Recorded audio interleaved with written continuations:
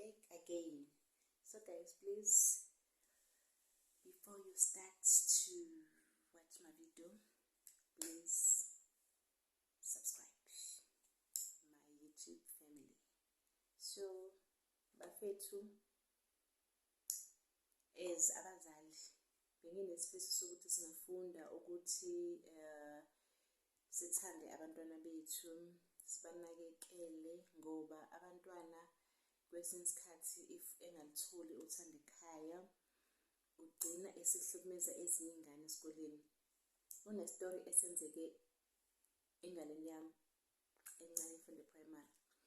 Nginabafana abayi-2, kunomdala ofunda high school, then nesibongo omncane. Lo mncane njengoba kade kuyisebusika kubanda, kuney'ngane uthola ukuthi angeke ngisho ukuthi abazali bazo aba-afford ukuthenga into zabantwana zokubanda. Bayakwazi abazali, iy'ngane la eSouth Africa ziyahola, ayikho ingane engayiholi i-grant. So ngazothenga isigqoko, ikotoyi bafethu ayibizi, ngayithenga around 20 or 25 rand. Yebo, ikotoyi angithenganga phela lawa fancy kakhulu ngoba anginayo imali, but-ke ngathenga leyo kotoyi, ngathenga ama-gloves for umntwana wami. Nje into engabizi, asakhumbula ama-gloves asayimalini, but ikotoyi yayi around 20 or 25 rand. Ngathenga ikotoyi for umntwana wami, ngithenga godoli kuyisebusika. Kanti kunomntwana ohluphayo esikoleni, okwaziyo ukuthi umebona ingane nento ayiphuce, and ingane yami ireporta kuthisha ingatholi ukusizakala ngale ndlela esuke idinga ngayo ukusizakala. Kuhambe ingane yami izophuma e-trip, besuka la eDurban be-Maritzburg. E-Maritzburg-ke if kuyisebusika kuyabanda guys, kuyabanda. Yes, kuyabanda eThekwini, but e-Maritzburg kubanda kakhulu. Okay, ingane yami bese ngithi mina kushuthi bengilokhu nginganaki lesi sikhathi ukuthi yabo izinto ayiphelele, naye futhi angasho yabo.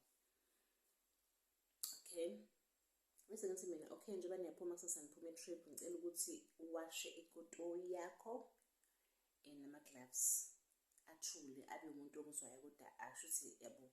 Uma ngifika ntambama ngiphuma emsebenzini, ngicela phela ikotoyi nama-gloves, kuyabanda e-Maritzburg. Aqale-ke umntwana, ma ikotoyi akusenayo. Iphi ikotoyi?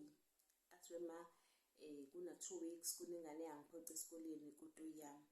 Awu ngiqale ngibe shocked ukuthi hayibo, kade siyaqhamukaphi ingane ey'phuca ezinye iy'ngane bafethu, qhamukaphi ikotoyi ishibhe kaphi ikotoyi. Okay, ngiphatheke kabuhlungu ukuthi sonke lesikhathi bengingaboni, but-ke ngigcine ngithi ayikho into engizoyenza. Ngibuze, umtshelile uthisha wakho? Ithi ingane ngimtshelile uthisha. Wenze njani? Ayazi nengane ukuthi kwenzakaleni, but imtshelile uthisha.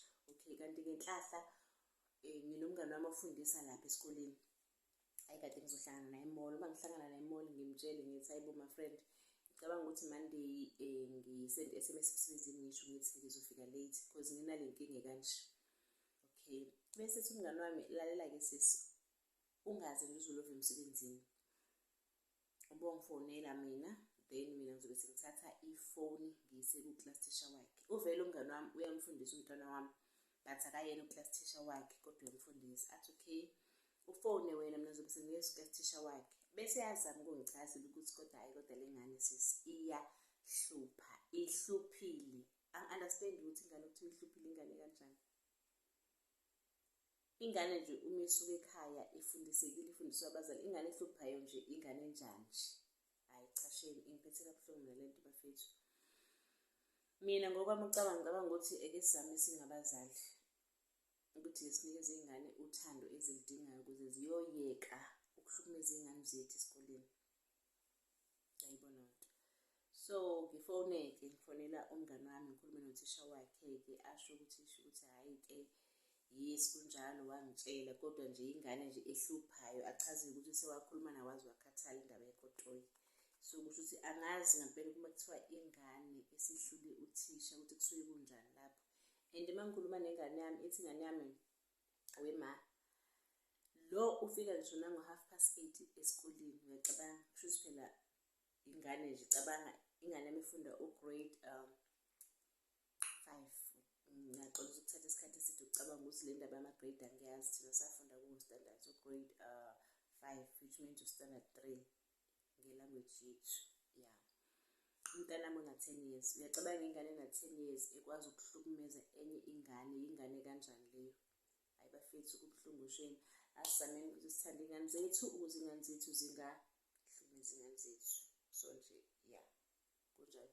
Please, when you watch my video, like and subscribe. Thank you. Ngiyanithanda my family. Love you.